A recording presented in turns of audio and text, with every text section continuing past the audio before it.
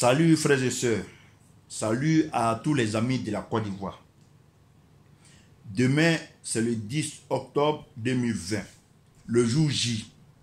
Le jour où cette opposition, unie à une coalition, a décidé d'organiser un meeting au Fort-Boigny. On nous dit que demain, un tsunami va ravager la Côte d'Ivoire. On nous dit que demain, la Côte d'Ivoire va disparaître. La Côte d'Ivoire sera à feu.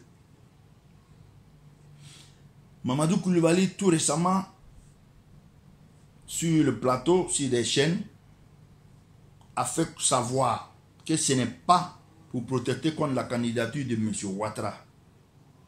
Il a eu à déballer, il a eu à dire beaucoup de choses sans référence. Il dit que les enfants ne vont pas à l'école, que l'école ivoirienne est à la dérive, la santé ivoirienne ne va pas, les jeunes ivoiriens n'ont pas d'avenir, la Côte d'Ivoire n'a pas d'avenir, sans nous donner aucune référence. Mamadou Coulibaly était la deuxième personnalité sous le régime Gbagbo. Et nous savons quelle dérive ce régime-là a été capable de faire. Nous avons assisté à toutes les dérives sur le régime Gbagbo. Mamadou Coulibaly, la deuxième personne, n'a jamais osé lever le petit doigt pour décrier quoi que ce soit. Mamadou Coulibaly aujourd'hui s'érige en donneur de leçons. Mamadou Coulibaly aujourd'hui c'est le démocrate, c'est le patriote. Il était où? Il était où quand en Côte d'Ivoire on tuait des journalistes? Il était où quand le régime Gbagbo était vraiment à l'agonie? Il était où? Il était où quand le régime Gbagbo faisait voir de toutes les couleurs aux Ivoiriens? Je ne veux même pas parler d'Afin Guessan qui était le premier ministre.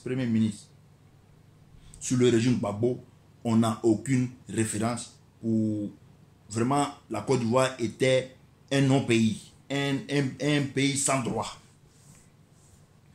Maurice Kakou Gikawe, qui appelle aussi à cette mobilisation, sous le régime Bédié, c'est lui, ministre de la Santé, qui a détourné 18 milliards de l'Union européenne alloués à la santé en Côte d'Ivoire, quand des Ivoiriens mouraient de palu.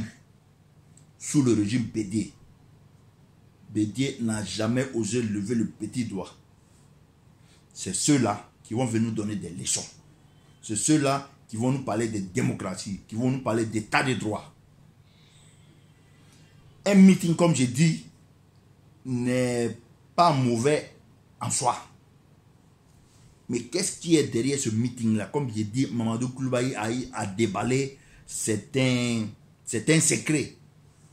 Qu'est-ce qui se cache derrière ce meeting-là? On est en période électorale, c'est pas mauvais de mobiliser ses troupes.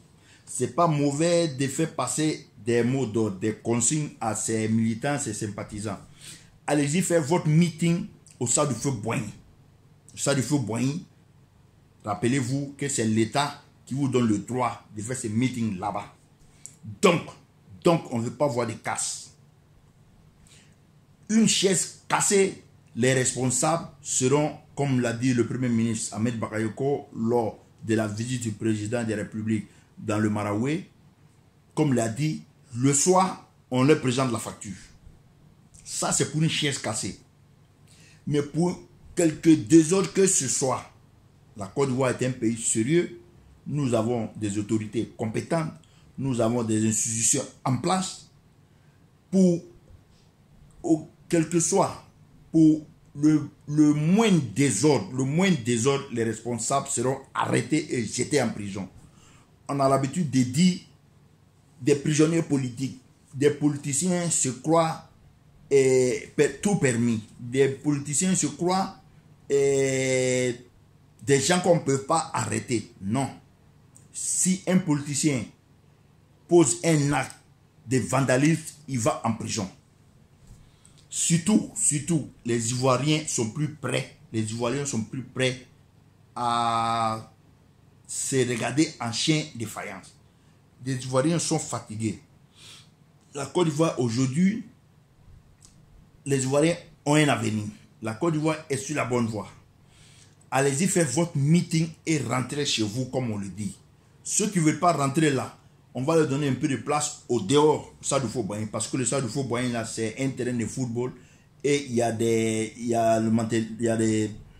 le service de maintien, on doit fermer. Donc, allez-y faire votre meeting et allez-y à la maison. Pour toute dérive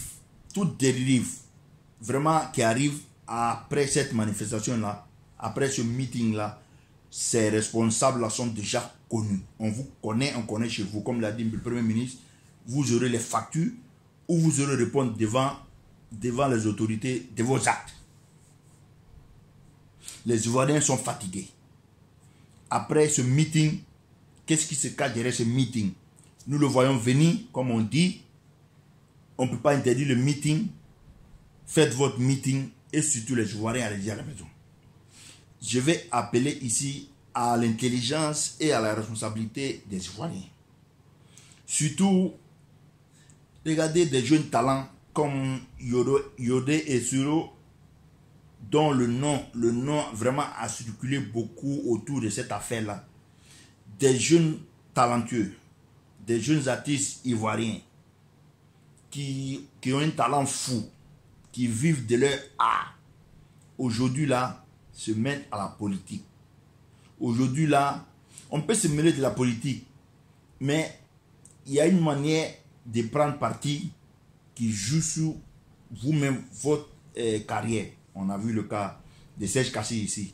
Allez-y en France, demandez Serge Kassi, il est en train de laver les assiettes là-bas. Il est en train de laver les assiettes en France. Je ne veux pas parler de la vieille mère Aïcha Koné. Aïcha Koné, tout le monde l'a vu tout récemment sur la télé. Donc, vous qui avez votre carrière en main, vous avez des fans dans tous les camps. Il faut savoir prendre parti. Il faut savoir rester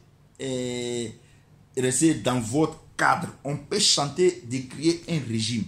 On peut chanter et louer un régime. Sachez prendre parti de la politique. La politique, nous avons déjà des références. Nous avons déjà des preuves. Ne faites pas comme certains qui ont déjà la vie assurée, qui ont déjà des biens, qui ont déjà investi. Vous êtes encore dépendant de votre art, dépendant de votre musique. Évitez que vos noms soient beaucoup cités dans des chapelles politiques. Allez-y faire des concerts, allez-y faire des manifestations, rentrer à la maison sans pour autant prendre une grande partie. Il faut savoir faire la part des choses. Les Ivoiriens, comme j'ai dit, sont prêts. Demain, allez-y faire votre meeting et puis rentrer à la maison.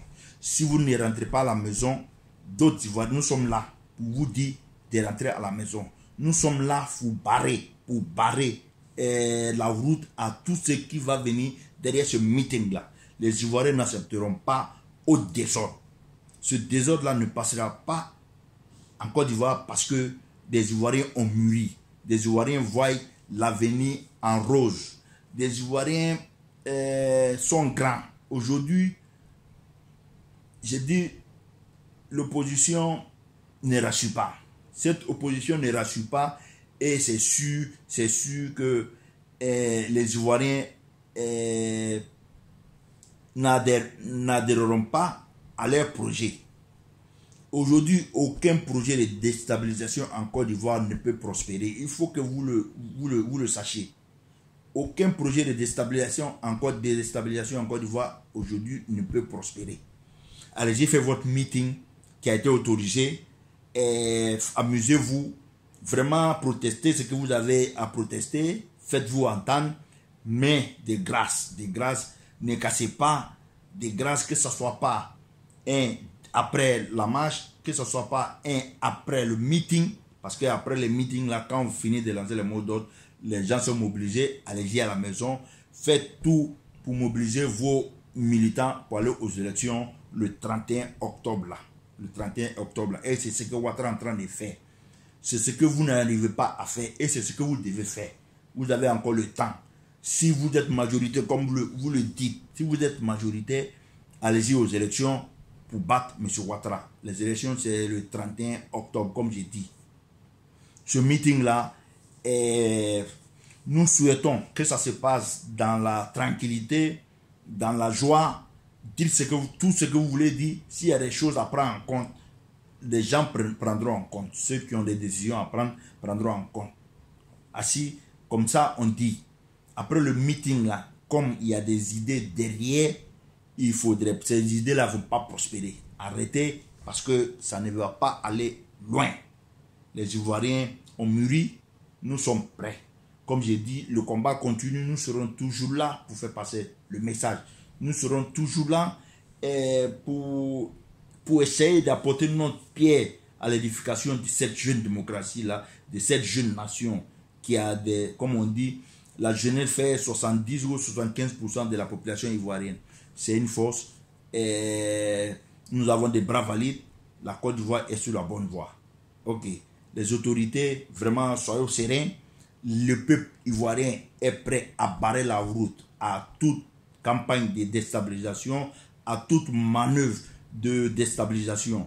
Les Ivoiriens, soyons forts parce que le combat est dur et ça sera gagné.